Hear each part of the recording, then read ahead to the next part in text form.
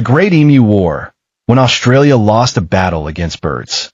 Imagine sending trained soldiers armed with machine guns to fight thousands of large, flightless birds. Now imagine the birds winning. It sounds like a comedy sketch or an internet meme, but it really happened. In 1932, the Australian government launched a military operation against emus, only to discover that defeating nature was far more difficult than anyone expected. This is the incredible true story of the Great Emu War, a nation recovering from hard times. The year was 1932. Australia was struggling through the Great Depression.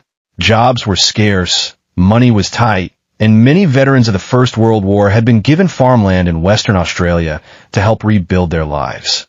The government hoped these former soldiers would become successful farmers. Instead, many faced harsh conditions.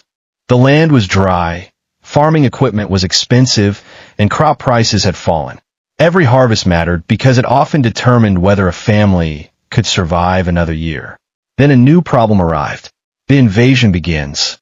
Every year, emus migrated across Western Australia after the breeding season.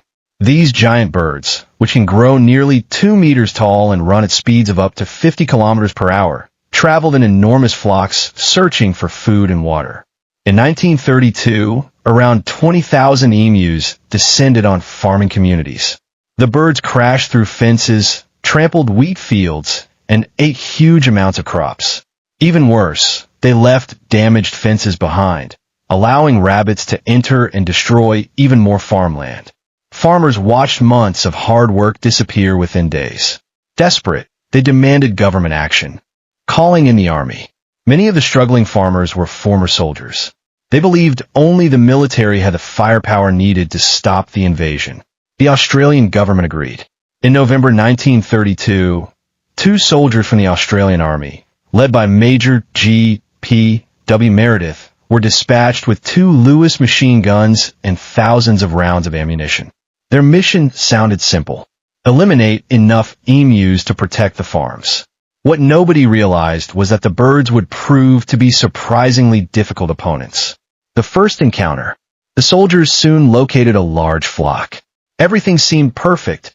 Hundreds of birds gathered within range. The machine guns were positioned. The order to fire was given. But before many shots could be fired, the emus scattered in every direction. Instead of moving as one large group, they broke into smaller flocks, making them incredibly difficult targets. Within seconds, most of the birds had disappeared into the surrounding landscape. The soldiers had fired hundreds of rounds with very little success. Smarter than expected. As the operation continued, the troops noticed something unusual. The emus behaved almost like disciplined military units. Observers later joked that some birds acted as lookouts while others fed. At the slightest sign of danger, the entire flock would sprint away. Their speed made accurate shooting nearly impossible.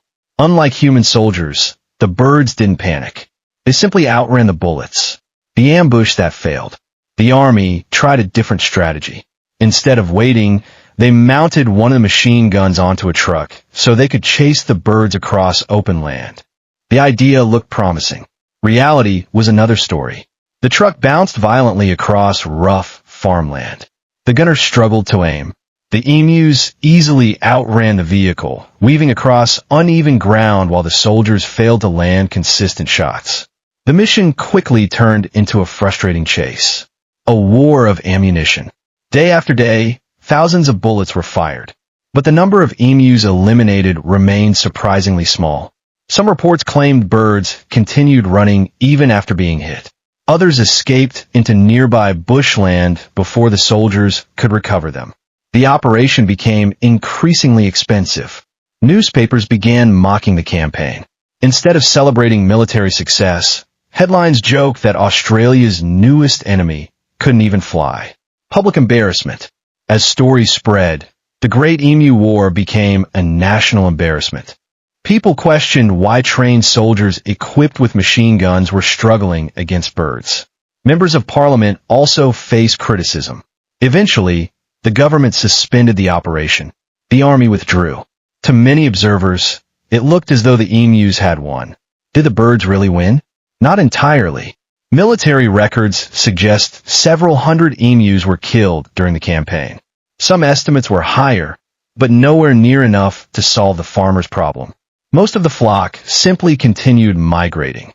The wheat fields remained vulnerable. In the years that followed, Australia shifted toward more practical solutions. Farmers built stronger fences, introduced bounty systems in some areas, and improved met.